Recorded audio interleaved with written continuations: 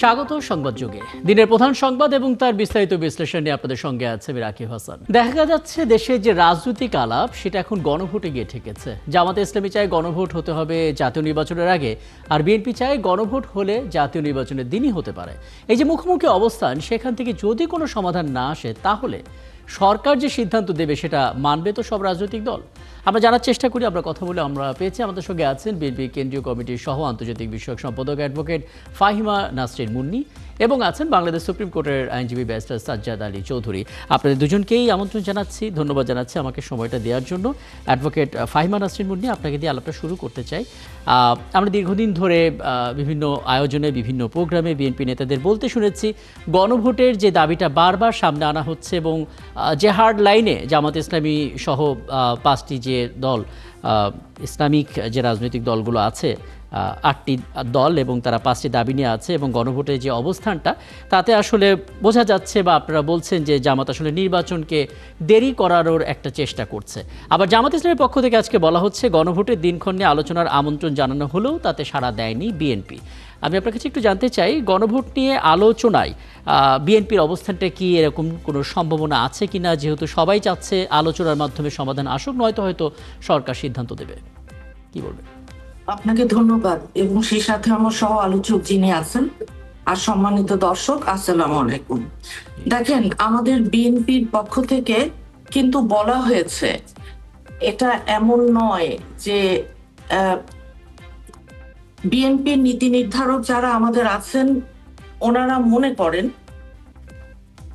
যে জুলাই জাতীয় সনদের যেসব বিষয়ে ঐক্যমত হয়েছে তার আইনানুগ বাস্তবায়নের জন্য এবং যথাসময়ে জাতীয় নির্বাচন অনুষ্ঠানের আন্তরিক ও কার্যকর ব্যবস্থা গ্রহণের অন্তর্বর্তী সরকারের প্রতি আহ্বান জানিয়েছে।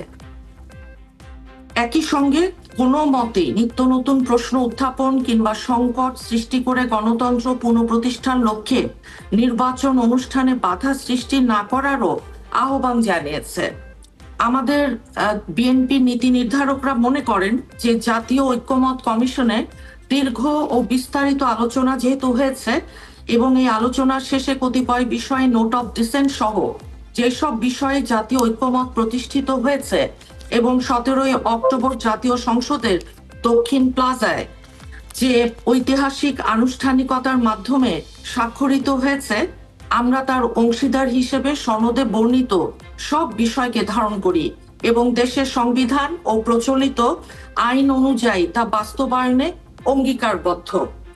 আমরা সর্বসম্মতভাবে গৃহীত জুলাই জাতীয় সনদ বাস্তবায়নে নতুন প্রশ্ন কিংবা সংকট সৃষ্টির সব অপপ্রয়াসের বিরুদ্ধে গণতন্ত্রকামী জনগণের শক্তিকে ধারণ করে গণতন্ত্র পুনঃপ্রতিষ্ঠার দীর্ঘ 16 বছরের অবিরাম লড়াই। ফাহিমা নাসরিন, আমরা এই আলোচনাগুলো কথাগুলো শুনেছি, বিএনপি তাদের অবস্থান একদম স্পষ্ট করেছে বিভিন্নভাবে।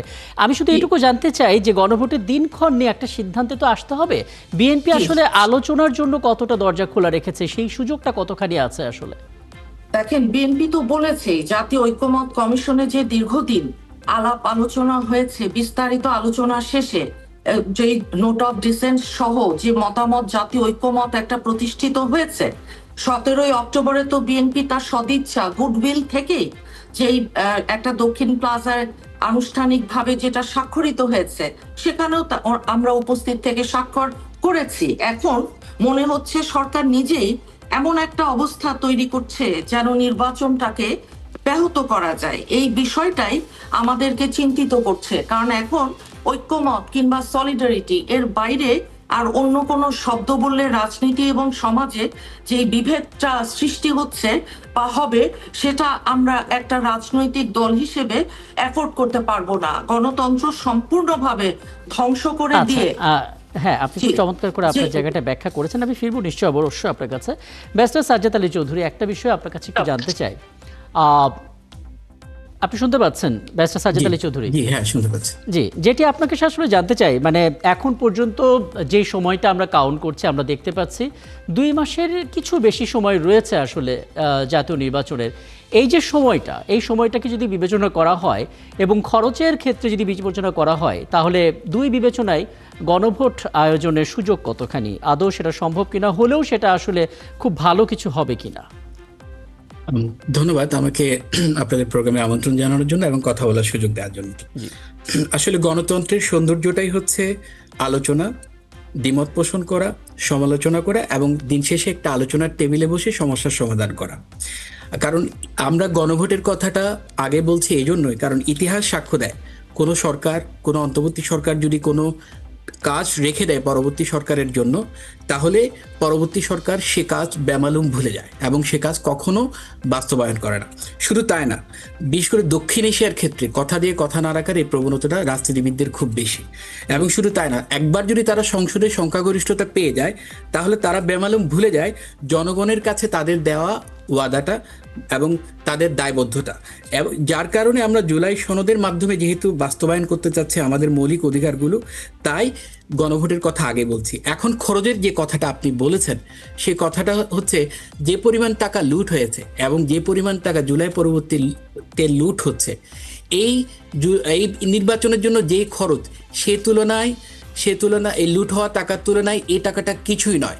আর এটা তো সরকার কোনো দল টাকা দিবে না ইলেকশন করার জন্য, এই টাকাটা দেবে সরকার, দেবে জনগণ।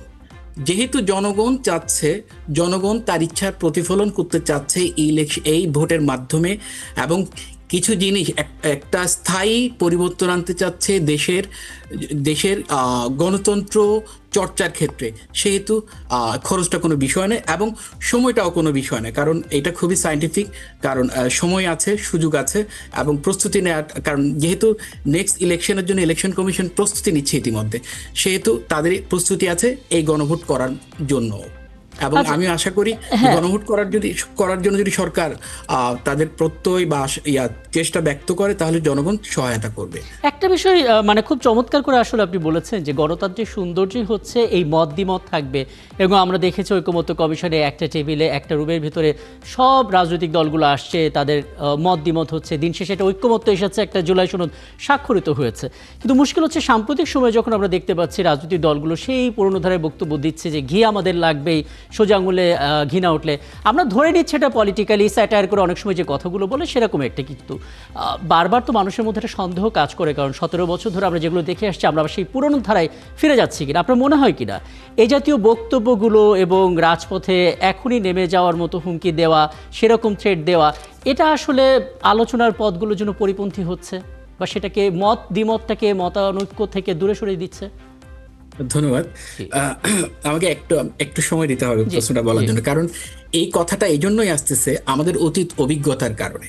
কারণ অতীতে কিন্তু বাংলাদেশে 91 সালে গণভোট হয়েছিল এবং তারও আগে 1977 সালেও গণভোট হয়েছিল, যদিও বা সংবিধানে এর কোনো প্রভিশন নাই। কিন্তু 91 সালে গণভোট যখন হলো, তখন কিন্তু রাজনৈতিক দলগুলোর মধ্যে একটি ঐক্যমত্য হয়েছিল কিছু জিনিস বাস্তবায়ন করার জন্য নির্বাচন পরবর্তীতে। সেই নির্বাচন পরবর্তীতে বাস্তবায়ন করার যে তাদের ঐক্যমত্য হয়েছিল, তার বেশিরভাগই কিন্তু বাস্তবায়ন হয়নি। তাদের কি কথা ছিল? বিচার বিভাগ স্বাধীন করার কথা ছিল, নির্বাচন কমিশন স্বাধীনভাবে কাজ করার কথা ছিল, তারপর হচ্ছে প্রশাসনিক বিকেন্দ্রীকরণের কথা ছিল। কোনোটা তো পরবর্তী সরকার বাস্তবায়ন করেনি, 91 পরবর্তী সরকার। শুধু তাই না, যদিও ওই সময় বিচার বিভাগ স্বাধীন হতো, নির্বাচন কমিশন স্বাধীনভাবে কাজ করার এই পোর্টফোলিওটা তৈরি করা হতো, তাহলে কি বর্তমান শেখ হাসিনা কি স্বৈরশাসক হিসেবে আমাদের সামনে অ্যাপিয়ার হতে পারতো না কখনো। এটাই হলো মূল বিষয়, যে আমাদের অতীত অভিজ্ঞতার কারণে, অতীতে পোর খাওয়ার কারণে আমাদের এই কথাটা বারবার বলতে হচ্ছে। আমি একটা বিষয় দুজনের কাছে জানতে চাইবো শুরুতে, যেহেতু আপনার সঙ্গে কথাটা চলছে, আপনার কাছ থেকে শুরুতে একটু জানার চেষ্টা করি। বলা হচ্ছে যে বিএনপি, জামাত ইসলামী, এনসিপি সমস্ত রাজনৈতিক দলগুলো গণভোট ইস্যুতে যদি একটা সিদ্ধান্তে না পৌঁছাতে পারে, সরকার নিজেই হয়তো সেই সিদ্ধান্ত দিয়ে দেবে। যদি সরকার যেই সিদ্ধান্ত দেয়, আপনারা কি সেটা মানবেন, নাকি সেখানে আপনাদের কিছু দাবি দাওয়া থাকবে? প্রশ্নটা কি আমার জন্য? জি, আমি আপনার জন্য, তারপরে আমি যাব। যদি যেহেতু একটা প্রসিডিউরে চলছে আমাদের একটা দাবি এবং সাথে আলোচনা, নিশ্চয়ই সরকার বল যেহেতু রাজনৈতিক দলের কোর্টে, তারা সিদ্ধান্ত না নিতে পারলে সরকার যেহেতু ডিসিশন নিবে বলেছে, সেহেতু আমরা যদি ব্যর্থ হই, রাজনৈতিক দলগুলো যদি ব্যর্থ হয়, সরকারের সিদ্ধান্ত তো অবশ্যই মানতে হবে। অবশ্যই আশা করি এটা সবাই একদম মানবে। একদম এটা আসলে এই বক্তব্যগুলো কিছুটা হলেও আশাবাদ তৈরি করবে। একটা বিষয় একটু বলবেন জনাব সাজেদ আলী চৌধুরী, একটা বিষয়ে তো সবাই একমত যে যারা আসলে জুলাই আন্দোলনে মাঠে ছিলেন তারা যদি নিজেদের মধ্যেই এই রাজনৈতিক বিভেদ তৈরি করে তাহলে হয়তো তৃতীয় পক্ষ সেই সুযোগটা নিতে পারে এবং যা আমরা দেখেছিলাম সেদিকে আমরা চলে যেতেই পারি। সেই হিসেবে রাজনৈতিক দলগুলো যে বক্তব্যগুলো আমরা শুনতে পাচ্ছি এবং নির্বাচন যতই ঘনিয়ে আসছে ততই আসলে নানা দাবিগুলো উঠে আসছে এবং কেউ কারোর প্রতি সেই আস্থাটা রাখতে পারছে না, বক্তব্যে সেটা স্পষ্ট হয়ে উঠছে। তৃণমূল পর্যায়ে তো তার একটা প্রভাব পড়বে, তাই না? তৃণমূল পর্যায়ে যদি তার প্রভাব পড়ে সেটা আসলে কিভাবে সামাল দেওয়া যাবে? আচ্ছা, আমি আমি তাহলে বলি আসলে এই কথাটা বলার জন্য আমি 2-3টা ইতিহাস একটু বলতে চাই। সেটা হচ্ছে ধরেন পৃথিবীতে অনেকগুলো বিপ্লব রিসেন্টলি হয়ে গেছে। জি। এই বিপ্লবগুলো ব্যর্থ হওয়ার অন্যতম কারণ হচ্ছে রাজনৈতিক নেতাদের মধ্যে বিভেদ। যেমন ধরেন তিউনিসিয়া একটা বিপ্লব হলো 2010-11-তে, যেটাকে আমরা জেসমিন বিপ্লব বলি। এইদিকে বিপ্লবের প্রথম শুরু যেটা, সেই বিপ্লব ব্যর্থ হয়েছে কারণ সেখানে রাজনৈতিক দলগুলো তাদের কথা রাখেনি। পরবর্তীতে সেনা শাসন চলে আসলো। কেন? কারণ রাজনীতিবিদদের মিথ্যাচারের কারণে, কথা দিয়ে কথা না রাখার কারণে। ইউক্রেনও একটা বিপ্লব হয়েছিল 2011 সালে, দুর্নীতির বিরুদ্ধে, বিচার বিভাগ স্বাধীনতার বিচার বিভাগের দুর্নীতির কারণে। কিন্তু পরবর্তীতে সেই বিপ্লবটাও ব্যর্থ হলো কারণ রাজনীতিবিদদের কারণেই শুধুমাত্র। শ্রীলঙ্কায় কদিন আগে হলো 2022 থেকে 24 সালে মনে হয় বা 23 সালে মনে হয়, সেই বিপ্লবটাও ব্যর্থ হওয়ার পথে কারণ রাজনীতিবিদদের কারণে। এখন আমাদের এই যে বিপ্লব, জুলাইকে যেটা আমরা বলছি বিপ্লব, এবং একটা চরম সুযোগ দেশে রাজনীতির একটা গুণগত পরিবর্তনের জন্য, গণতন্ত্র চর্চার গুণগত পরিবর্তনের জন্য। সেখানে রাজনীতিবিদদের এই একঘেয়েমি এবং ব্যক্তি স্বার্থ চিন্তা করা, দলীয় স্বার্থ চিন্তা করা, দেশকে নিয়ে চিন্তা না করার কারণে এই বিপ্লবটা হয়তো ব্যর্থ হতে পারে। এবং এই বিপ্লবটা যদি ব্যর্থ হয় কোনো কারণে, অবশ্যই তারা সাফার করবে। They have to give compensation through different procedure. তারা হয়তো তাদের যেভাবে করে আগে ছিল 18 বছর যেভাবে ছিল সে পথে আবার তাদের যেতে হবে, কারণ তারাই তো তাদের ষড়যন্ত্র করার জন্য, তাদের এরকম দ্বিচারিত কথাবার্তার জন্যই তো বিপ্লবটা ব্যর্থ হচ্ছে। একদম আপনার বক্তব্য স্পষ্ট। আমি তো অ্যাডভোকেট ফাহিমা নাসরিন মুন্নি আপনার কাছে আসতে চাই। আপনি আপনার জায়গা থেকে খুব চমৎকার করে বলছিলেন আসলে আলোচনার জায়গাটা সবসময় বিএনপির জন্য খোলা এবং বিএনপি সে আন্তরিকতাটা দেখাচ্ছে। একটা বিষয় একটু জানতে চাই, মানে দিন শেষে গণভোট ইস্যুতে তো এখনও কোনো ঐক্যমত্যে পৌঁছানো যায়নি। বিএনপি এবং জামাত দুইজন আসলে গণভোটের ইস্যুতে দুই ধরনের সময় চাচ্ছে, দুই ধরনের বাস্তবতার বর্ণনা দিচ্ছে। যদি সিদ্ধান্ত না আসে, আপনাদের দিক থেকে যদি একমত না হন এবং সরকারি সিদ্ধান্ত আসে, সেটা কতটুকু মানার জন্য প্রস্তুত এবং আপনাদের দিক থেকে আসলে তার আগে চেষ্টাটা কেমন থাকবে একমত হওয়ার জন্য? সত্যিকার অর্থে আমরা আমি এটা অ্যাডভোকেট ফাহিমা নাসরিন মুন্নির কাছে জানতে চাচ্ছিলাম এটা। জি, দেখেন, আমরা তো বলেছি যে নির্বাচন এবং ভোট যেটা গত ফ্যাসিস্ট এই স্বৈরাচার সরকারটার সময়ে হয়নি গত 16 বছর, সেই জন্য বিএনপি আমরা তো চরম মূল্য দিয়েছি। আপনারা সবই জানেন যে আমাদের এখানে হাজারের ওপর গুম, হাজার হাজার খুন, বিচার বহির্ভূত হত্যাকাণ্ড সহ আমাদের শীর্ষ নেতা এবং নেত্রীদের বিরুদ্ধে শত শত এই যে মামলা, হুমকি থামকি, এগুলো সমস্ত কিছু মোকাবেলা করেই আমরা কিন্তু দাঁড়িয়ে আছি এবং দাঁড়িয়েছিলাম। আমরা আমাদের পরিচয় দিয়ে গেছি, কোনো গোপন কিংবা ছদ্মবেশ আমরা ধারণ করিনি। দেখেন, মূল কথাটা হচ্ছে যে নির্বাচনের দিন ছাড়া একটা গণভোটে 84টা পয়েন্ট আছে, 25 থেকে 30 পাতার একটা ডকুমেন্ট আছে। আমাদের বাংলাদেশে 12 কোটির ওপরে ভোটার আছে কম বেশি, এর মধ্যে তরুণ ভোটারও আছে প্রচুর।